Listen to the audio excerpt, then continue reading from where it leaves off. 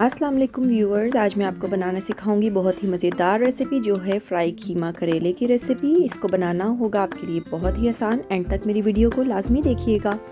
इसके लिए मैंने सबसे पहले करेलों को धोकर छील लिया है और थोड़े से छिलके भी उनके सेपरेट रख लिए हैं। अब मैं इनको बीच से कट लगाकर इनके बीज निकाल रही हूँ। ये देखिए, इनके बीज मैंने रिमूव कर दिए हैं और फिर मैंने इसको काट लिया है तकरीबन गोल स्लाइसेस में। और मैं इस पर 2 टेबलस्पून जितना नमक छिड़क कर छिलकों पर भी और करेलों पर भी इनको रख दूँगी तकरीबन 4 से 5 घंटे के लिए।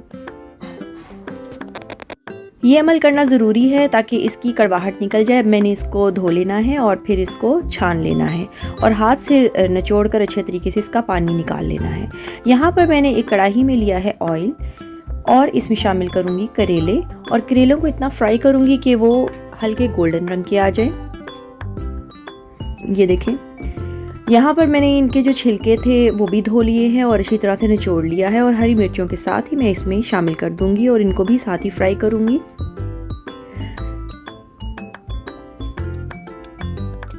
ये देखें, खूबसूरत सा गोल्डन कलर इन पर आ रहा है। थोड़ी देर इनको और पकाऊंगी और फिर इसमें शामिल कर दूंगी प्याज।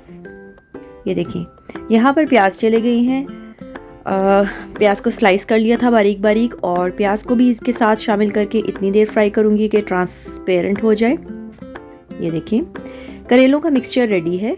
इसको मैं साइड में रखूंगी और यहाँ पर कीमे की तैयारी करूंगी। इसके लिए मैंने ऑयल लिया है एक पैन में और इसमें शामिल कर रही हूँ स्लाइस प्याज। प्याज को मैं हल्का गोल्डन करूंगी और इसमें जिंजर गार्लिक पेस्ट शामिल कर दी और फिर मैंने बीफ का कीमा डालूंगी और जब तक कीमे का पानी खुश्क होगा इसको उतना फ्राई करूंगी। इसके बाद मैंने इसमें मसालों में शामिल करूंगी नमक, लाल मिर्च का पाउडर, धनिया पाउडर, हल्दी पाउडर और साबुत ज़ीरा और इन सब चीज़ों को साथ ही भूनूंगी। साथ ही साथ मैं इसमें शामिल करने जा रही हूँ टमाटर जो मैंने स्लाइस किए हुए थे और अब इसमें चला गया पानी। ये सब चीज़ें डालकर मैं इसको कवर करूंगी और 15 से 20 मिनट तक हल्की आंच पर पकने दूंगी ताकि कीमा गल जाए। कीमा गल गया है, टमाटर गल चुके हैं। अब मैंने इसमें गरम मसाला डाल दिया है और आंच तेज़ कर दी है ताकि सारा पानी खुश्क हो जाए और ड्राई कीमा रेडी हो जाए। यहाँ पर जो करेलों का मिक्सचर था और प्याज का वो भी मैं इस कीमे में शामिल करने लगी हूँ। ये शामिल कर दिया और अब इसको अच्छे तरीके से मैं मिक्स करूँगी।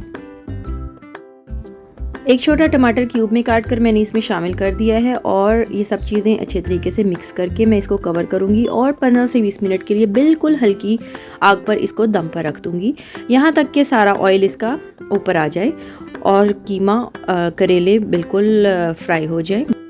इसको नान या तंदूरी रोटी के साथ एंजॉय करें और मेरे चैनल को लाइक एंड सब्सक्राइब करना बिल्कुल मत भूलिएगा। अल्लाह हाफ़िज़।